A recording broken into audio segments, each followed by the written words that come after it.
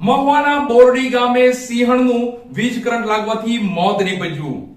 ખેતરમાં ગેરકાયદેસર રીતે વીજ કરંટ મૂકનાર સામે વન વિભાગે કાર્યવાહી હાથ ધરી છે. ઘટનાની જાણ થતાં જ સંબંધિત તંત્ર દ્વારા યોગ્ય કાર્યવાહી થઈ રહી છે.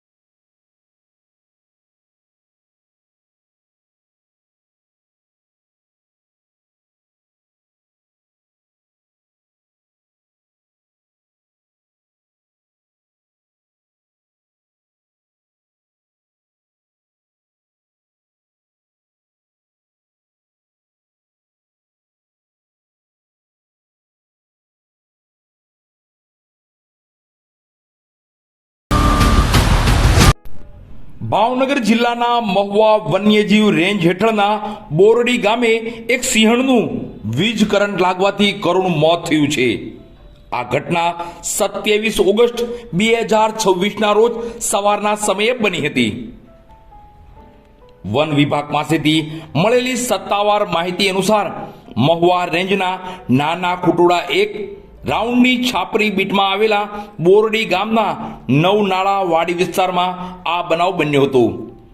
નંદલાલ ભીખાલાલ જાનીની માલિકીની વાડીમાં ખેત મજૂરી અને ચોકીદારી કરતા ગોબરભાઈ દાદુભાઈ મકવાણા, ઉંમર વર્ષ આશરે 58, રહે બોરડી, તાલુકો મહુવા નામના વ્યક્તિએ ખેતરમાં ગેરકાયદેસર રીતે વીજ કરંટ મૂક્યો હતો.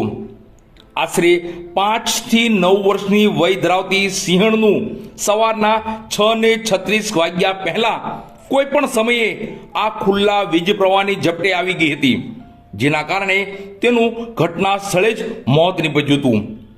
પ્રાથમિક તપાસમાં મૃત્યુનું કારણ વીજ કરંટ જ હોવાનું સામે આવ્યું છે. ઘટનાની જાણ થતાં જ વન વિભાગની ટીમ તાત્કાલિક હરકતમાં આવી હતી.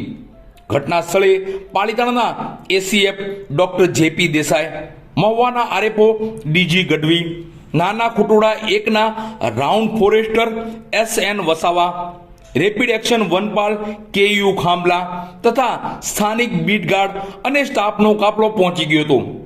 સ્થળ પર વન વિભાગ સાથે FSL અને PGVCLની ટીમ પહોંચીને બારીકાઈથી તપાસ શરૂ કરી હતી. વન વિભાગે મૃતદેહનું ધોરણસર પંચનામું કરી તેનો કબજો લઈને આગળની કાર્યવાહી અને પોસ્ટમોર્ટમ અર્થે ગેબ્બર એનિમલ કેર સેન્ટર ખાતે ખસેડાયો છે. સિંહોના રક્ષણ માટે તંત્ર દ્વારા અવારનવાર જાગૃતિ ફેલાવવામાં આવતી હોવા છતાં ખેતરોમાં મૂકવામાં આવતા ગેરકાયદેસર વીજ કરંટને કારણે વધુ એક સિંહે જીવ ગુમાવવો પડ્યો છે. આ ઘટનાથી વન્યજીવ પ્રેમીઓમાં રોષ અને શોકની લાગણી વ્યાપી ગઈ છે. વન વિભાગ દ્વારા આ મામલે કાયદેસરની કડક કાર્યવાહી હાથ ધરવામાં આવી છે. DJ Gadhvi, range forest officer, Mahuva wildlife range. આ બનાવની હકીકત એવી છે કે નંદલાલ ભીખાભાઈ જાની, જે હવે બોરડી ગામના રહેવાસી છે, તેમની 2 થી 2.5 વીઘાની માલિકીની જમીન આવેલી છે બોરડી ગામે. આ જમીન વિસ્તારની અંદર તેમના મકવાણાભાઈ કરીને છે, જે 3 વર્ષથી ભાગું રાખે છે. અને બનાવવાળી જગ્યાની જો વાત કરીએ તો અહીંયા આગળ વીજ કરંટ ગેરકાયદેસર રીતે વીજ કનેક્શન કે કોઈ જાતનું મીટર અહીંયા ઉપલબ્ધ નથી, પરંતુ ગેરધોરણે વીજ કરંટ અહીંયાથી વિદ્યુત પ્રવાહમાં પસાર કરી લાકડાના ખૂટા ખોડી અને 2 તાર અહીંયાથી પસાર કરવામાં આવેલ છે. ડાયરેક્ટ L1 લાઇનમાંથી પસાર કરેલું, જેમાં ગત રાત્રિ દરમિયાન વન્ય પ્રાણી માદા જીવ સિંહ 1 ઉંમર વર્ષ આશરે 5 થી 9 વર્ષનું અકુદરતી રીતે મૃત્યુ નિપજાવવામાં આવેલ છે. આ બનાવ સંબંધિત વન વિભાગનો સ્ટાફ સ્થળ ઉપર આવી સરકારી પંચોની હાજરીમાં FSL અધિકારીની ટીમ તેમજ વેટરનરી ઓફિસરની ટીમ તેમજ અન્ય વન વિભાગનો સ્ટાફ સાથે રહી આ બનાવવાળી જગ્યાએ ઝીણવટભરી તપાસ હાથ ધરતા અહીં આગળ સિંહ જે માદાનો મૃતદેહ પડેલો હતો તે તારની નીચે પડેલો જોવા મળેલ છે. અને આ જગ્યાએ પ્રાથમિક તપાસમાં એવું ખુલવા પામેલ છે કે ગેરકાયદેસર ઇલેક્ટ્રિક્યુશન ચાલુ રહેવાથી આ વન્ય પ્રાણી માદા જીવનું મૃત્યુ થયેલ છે. આગળની ધોરણસરની કાર્યવાહી અર્થે મૃતદેહને એનિમલ કેર સેન્ટર ગેબર ખાતે લઈ જવામાં આવેલ છે અને આગળની તપાસ અમો દ્વારા ધોરણસર ચાલી રહી છે. આ તપાસમાં મદદનીશ વન સંરક્ષક શ્રી પાલીતાણા શેત્રુંજી વન્યજીવ વિભાગની હાજરીમાં મુદ્દામાલ તપાસના કામે હાલમાં કબજે કરવામાં આવેલ છે. FSL અધિકારી સાહેબ શ્રીની હાજરીમાં, અમારા વેટરનરી શ્રીની હાજરીમાં મુદ્દામાલ તમામ તપાસના કામે કબજે કરવામાં આવેલ છે અને આગળની ધોરણસરની કાર્યવાહી હાથ ધરવામાં આવી રહી છે. સર, આ ઘટના કેટલા વાગે બની? આ ઘટના અંદાજિત આજે વહેલી સવારે એટલે કે અમને જ્યારે જાણ થઈ એ પહેલાના 6 વાગ્યા પહેલાના કોઈ પણ સમયે આ ઇલેક્ટ્રિક્યુશનમાં વન્ય પ્રાણી માદા જીવનું મૃત્યુ નિપજેલ છે.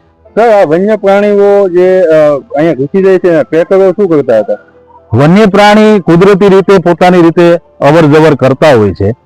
ગત રાત્રિના અમારું બુધવારનું નાઇટ પેટ્રોલિંગ જે રેગ્યુલર આખા અમારા શેત્રુંજી વન્યજીવ વિભાગમાં નાઇટ પેટ્રોલિંગ કરવામાં, આ નાઇટ પેટ્રોલિંગ કામગીરી પણ ચાલુ હતી અને અમારા તમામ ટ્રેકરો તેમજ વનકર્મીઓ, અમારી સાથેના તમામ અમારા સ્ટાફ બધા વન્ય પ્રાણી સિંહની મુવમેન્ટ અને અવલોકનની કામગીરીમાં વ્યસ્ત હતો.